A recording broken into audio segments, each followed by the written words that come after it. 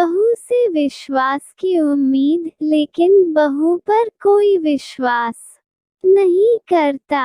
स्नेहा, तुम अपने कमरे का ताला क्यों लगाकर आई? क्या तुम्हें नहीं लगता कि घर में सबके होते हुए अपने कमरे में ताला लगाने का कोई औचित्य नहीं? मम्मी पापा को कितना बुरा लग रहा है कि तुम्हें उन पर विश्वास ही नहीं। वो चोर हैं क्या? अभी घर चलो और चाबी मम्मी को दो। आकाश स्नेहा से चिल्ला कर बोला। स्नेहा और आकाश स्नेहा की बड़ी बहन के बेटे का जन्मदिन पार्टी में आए थे तो स्नेहा अपने कमरे का ताला लगाकर आ गई। इसी बात को उसकी सास ने खूब नमक मिर्च लगाकर बेटे से शिकायत की। आकाश, तुम सही कह रहे हो। परिवार में सबको एक दूसरे पर विश्वास होना चाहिए, लेकिन जब बहू पर पूरा परिवार विश्वास ना करता हो तब ये बातें ना जाने कहाँ खो जाती हैं। घर में बाकी सब भी तो मुझसे अपने कमरों के ताले लगाकर रखते हैं, तो मुझे ये अधिकार क्यों नहीं? मैं अपने कमरे की चाबी किसी को नहीं दूंगी, स्नेहा ने आराम से कहा। स्नेहा की बात सुनकर आकाश बोला, ठीक है तो तुम रहो यहीं पर, मैं घर जा रहा हूँ। मेरे परिवार का आज तुमने अपमान किया है। जैसी आपकी मर्जी आकाश, लेकिन ये सब मुझे आपके परिवार वालों ने ही सिखाया है और अब आप भी वही गलती कर रहे हो। अगर आज आप यहाँ से जाते हैं तो मुझसे भी उम्मीद मत करिएगा कि मैं आपके परिवार के किसी फंक्शन में जाऊंगी। स्नेहा भी कहकर अंदर चली गई। गुस्से में आकाश अपनी कार की तरफ बढ़ चला। तभी पीछे से किसी ने उसके कंधे पर हाथ रखा। स्नेहा, मैं तुम्हारी कोई बात नहीं सुनूंगा, कहते हुए आकाश पीछे पलटा तो सामने स्नेहा नहीं उसकी बड़ी बहन पारुल खड़ी थी। आकाश जी, कहाँ जा रहे हैं आप? दीदी, आप दोनों बहनों में इतना फर्क क्यों? आप देखो अपने ससुराल वालों को एक साथ लेकर चल रही हो। आज की पार्टी में भी उन्हीं लोगों के हाथ में सारा इंतजाम है। कितना विश्वास करती हो आप उन पर, लेकिन स्नेहा को मेरे घर वालों पर जरा भी विश्वास नहीं। अब आप ही बताइए कि एक घर में एक ही छत के नीचे रहते हुए अपने कमरे का ताला में लगाकर आना अच्छी बात है क्या?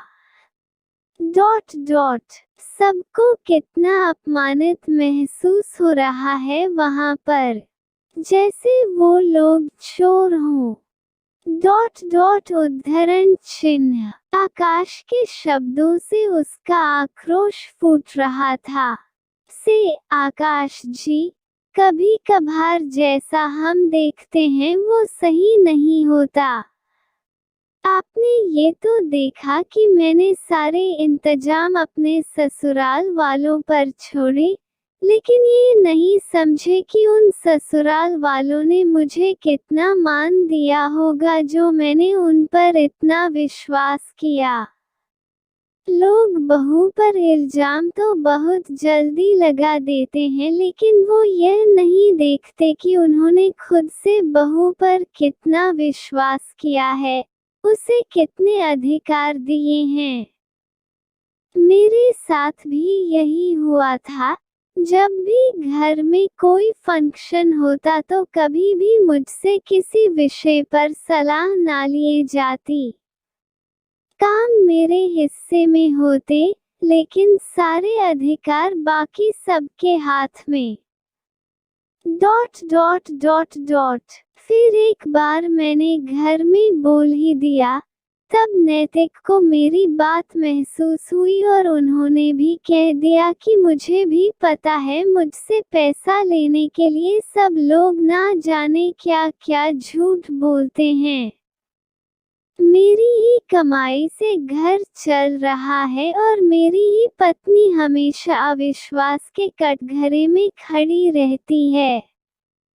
आज के बाद पारुल को भी घर में बराबर के अधिकार मिलेंगे। तब जाकर घर में मेरी स्थिति सुधरनी शुरू हुई। वही अब स्नेहा के साथ हो रहा है। जब आपकी मम्मी बहन कहीं जाते हैं तो वो अपने कमरे का ताला लगाकर जाते हैं।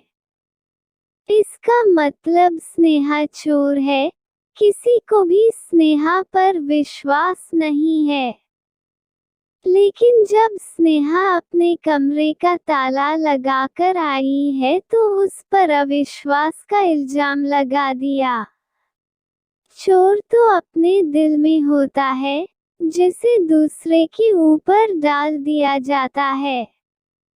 अगर आज स्नेहा ने आपकी बात मान ली तो उसे हमेशा सब लोगों का अविश्वास झेलना पड़ेगा और वो कभी विश्वास का दायरा पार नहीं कर पाएगी। आकाश जी, एक लड़की के माता पिता लड़के वालों पर विश्वास करते हैं तभी अपनी नाजों से पली बेटी उनको सौंप देते हैं।